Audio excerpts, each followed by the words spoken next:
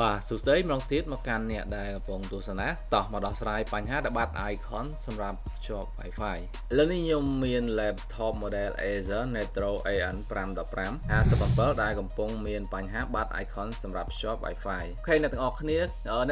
ឃើញជាក់ស្ដែងគឺនៅកន្លែងដែលយើងចូលទៅ connect Wi-Fi រាល់ដងហ្នឹងគឺវាអត់មាន show ឲ្យយើង Wi-Fi ទេយើងចូលទៅគឺវាបាត់ទៅលើ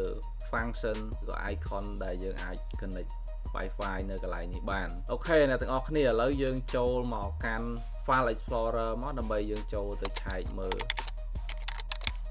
driver wireless ហើយយើងចូល File Explorer បន្ទាប់មកយើងចូលទៅកាន់ Disk PC right click នៅលើ Disk PC យើងពលាវាមកយើងប្រើមើលពាក្យថា Manager អូខេបន្ទាប់មកយើងចូលទៅកាន់ Device Manager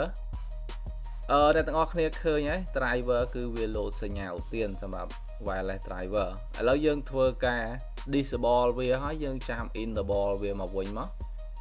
វាអាចថាវា stack ទៅលើ driver wireless driver ហ្នឹងនេះគឺជា solution ទី1យើងអាចធ្វើបែបនេះបានអូខេឥឡូវឃើញថា Wi-Fi យើងគឺវាត្រឡប់មកដូចដើមវិញប៉ុន្តែមានករណីមួយទៀតបើសិនជាពេលដែលយើង disable ហើយ enable មកវិញវាមិនចេញទេយើងអាចចូលទៅកាន់ខាងលើនេះយើងចុចពាក្យថា scan for hardware អញ្ចឹងវានឹងធ្វើការ rescan ឡើងវិញបើសិនជាអ្នកទាំងអស់គ្នា scan ហើយវានៅតែមានបញ្ហាគឺយើងប្រើវិធីចុងក្រោយគឺយើង search model យើងចូល system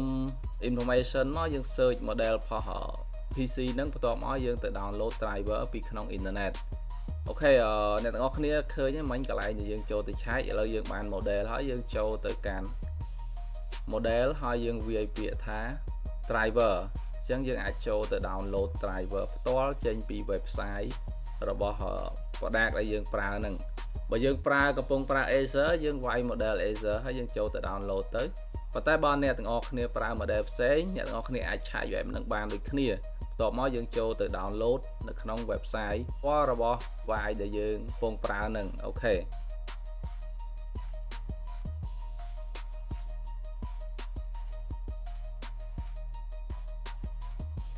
ហើយអ្នកទាំងអស់គ្នាមកដល់កន្លែងនេះគឺវានឹងស៊ូយើង select ទៅលើ Windows ឥឡូវម៉ាស៊ីនដែលខ្ញុំកំពុងតែពេចនេះគឺ Windows 11ហើយអញ្ចឹងអ្នកទាំងអស់គ្នា scroll រកមើលពាក្យថា wireless ក្នុង driver វាអាចមានច្រើននៅក្នុងហ្នឹងបើសិនជាអ្នកទាំងអស់គ្នាមិនច្បាស់ទេអ្នកទាំងអស់គ្នាអាច download វាទាំងអស់តឡើងទាំងអស់ទៅក៏ល្អដែរអូខេអញ្ចឹងយើងអាចចូលមក download បាន